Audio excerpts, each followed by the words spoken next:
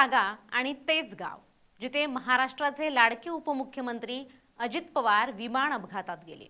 महाराष्ट्राने आपल्या मोठ्या नेत्याला गमावलं। 4 महिन्यांपूर्वी म्हणजेच 28 जानेवारी रोजी राष्ट्रवादीचे माजी दिवंगत उपमुख्यमंत्री अजित पवार यांच्या विमान अपघाताने हादरलेल्या बारामतीत पुन्हा एकदा शिकाऊ विमान कोसळलं। या भागात गेल्या काही महिन्यात विमान अपघाताची ही दुसरी मोठी घटना आहे। रेडबर्ड एव्हिएशन कंपनीचं प्रशिक्षणार्थी विमान गोजुबाबी या गावाच्या हद्दीत कोसळल्यानं परिसरात मोठी खळबळ उडाली। सुदैवाने या अपघातात शिकाऊ वैमानिक सुरक्षित असल्याची प्राथमिक माहिती समोर आली आहे। मिळालेल्या माहितीनुसार रेडबर्ड एव्हिएशन अकॅडमीचं हे प्रशिक्षण विमान नियमित सरावासाठी उड्डाण करत होतं। दरम्यान अचानक तांत्रिक बिघाड अथवा अन्य कारणामुळे विमानाचा ताबा सुटल्यानं ते गोजुबाबी या गावाजवळ कोसळलं। अपघातानंतर स्थानिक नागरिकांनी घटनास्थळी धाव घेतली। घटनेची माहिती मिळताच पोलीस आणि प्रशासनाचं पथक तातडीनं घटनास्थळी दाखल झालं आणि परिसर बंदोबस्ताखाली घेण्यात आला।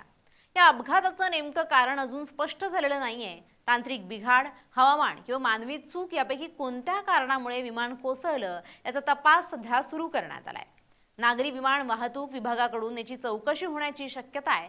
विशेष म्हणजे याच गोजुबाबी गावाच्या परिसरात 4 महिन्यांपूर्वी माजी दिवंगत उपमुख्यमंत्री अजित पवार यांच्या विमानाचा अपघात झाला होता। तिथूनच 1 किलोमीटर अंतरावर हा अपघात झालाय। त्यामुळे पुन्हा त्याच भागात घडलेल्या या घटनेमुळे बारामतीकरांमध्ये चिंतेचं वातावरण निर्माण झालंय। अजित पवारांच्या अपघाताच्या अधिकृत तपास अहवालाबाबत स्पष्ट माहिती अजून समोर आलेली नाही। त्यामुळे बारामती परिसरातील विमान प्रशिक्षण सुरक्षेचा मुद्दा पुन्हा एकदा चर्चेत आलाय। बारामतीमध्ये कारवार एव्हिएशन आणि रेडबर्ड या 2 संस्था वैमानिक प्रशिक्षण देतात। यापूर्वी सुद्धा रेडबर्ड कंपनीच्या विमानांचा अपघात झाल्याच्या घटना समोर आल्या होत्या। त्यामुळे प्रशिक्षण प्रक्रियेतील सुरक्षा उपाययोजनांबाबत प्रश्न उपस्थित होत आहेत। पुणे पोलीस अधीक्षक संदीप गिल यांनी या घटनेबाबत माहिती देताना सांगितलं की बारामतीच्या गोजुबाबी गावात विमानानं हार्ड लँडिंग केलं। रेडबर्ड फ्लाइट ट्रेनिंग कंपनीचं हे विमान होतं। याच वर्षी रांचीवरून नवी दिल्लीला जाणाऱ्या याच कंपनीचं विमान कोसळलं होतं आणि त्यात 7 जणांचा मृत्यू झाला होता। बारामतीत रेडबर्ड कंपनीनं वैमानिक प्रशिक्षण केंद्र सुरू केल्यानंतर अनेकदा त्यांच्या विमानाचे विविध कारणांनी अपघात झालेले आहेत। सप्टेंबर 2021 मध्ये, त्यानंतर मग ऑक्टोबर 2023 मध्ये 4 दिवसांच्या अंतरानं 2 अपघात आणि मग पुन्हा ऑगस्ट 2025 मध्ये सुद्धा अपघाताची नोंद आहे। म्हणजे जवळपास 4 अपघाताची नोंद असून डीजीसीए यांनी या कंपनीवर यापूर्वीही उड्डाण करायला बंदी घातलेली होती। टेबल टॉप धावपट्टीचा धोका असतो। पायलट जजमेंट सगळ्यात जास्त महत्त्वाचं असतं। व्यवस्थित पायलट देणं, विजन क्लिअर असणं, धावपट्टी लांबून जज करता येणं हा अनुभवाचा भाग आहे। तरच टेबल टॉप धावपट्टीवर यशस्वी लँडिंग करता येतं असं राष्ट्रवादी काँग्रेसचे आमदार अनिल पाटील म्हणाले।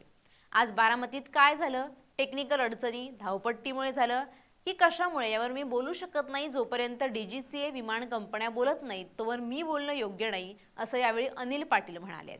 उपमुख्यमंत्री अजितदादा पवार यांच्या विमान दुर्घटनेनंतर बारामती विमानतळावर विमानांना उतरण्यास बंदी घालण्यात आल्यानं सगळे व्हीआयपी हे हेलिकॉप्टरमधून बारामतीत उतरतायत। या विमानतळाच्या सुरक्षेच्या दृष्टीनं याबाबत उपाययोजना होण्याची मागणी आता पुन्हा एकदा या घटनेमुळे जोर धरू लागली आहे। पुण्यातील बारामती तालुक्यात विमान अपघातांचं सत्र सुरूच असल्याचं दिसतंय, ज्यामुळे परिसरात भीतीचं वातावरण आहे। हा अपघात ज्या गोजुबाबी भागात झाला त्याच भागात जानेवारी 2026 मध्ये अजित पवार यांच्या विमानाचा अपघाती मृत्यू झाला आणि त्याच भागात पुन्हा अपघात झाल्यानं आता चिंता वाढली आहे। या घटनेमुळे स्थानिक नागरिक, विशेषतः शेतकरी आपल्या शेतात काम करत असतात, त्यांनी सुद्धा भीती व्यक्त केली आहे। आजच्या बारामतीतील या विमान अपघातानं अजितदादांच्या विमान अपघाताची पुन्हा आठवण करून दिली। महाराष्ट्राच्या मनावर झालेल्या त्या जखमा आजही तितक्याच ओल्या आहेत। पण बारामतीतील विमान अपघातांमागे नेमकं काय कारण आहे ते सरकारनं समोर आणावं। दादांच्या अपघातामागचं सत्य चौकशीतून बाहेर यावं अशी मागणी आता पुन्हा एकदा बारामतीकर करतायत। आता सरकार यावर काय भूमिका घेतं ते पाहणं महत्त्वाचं ठरेल। Bureau report, LS Marathi.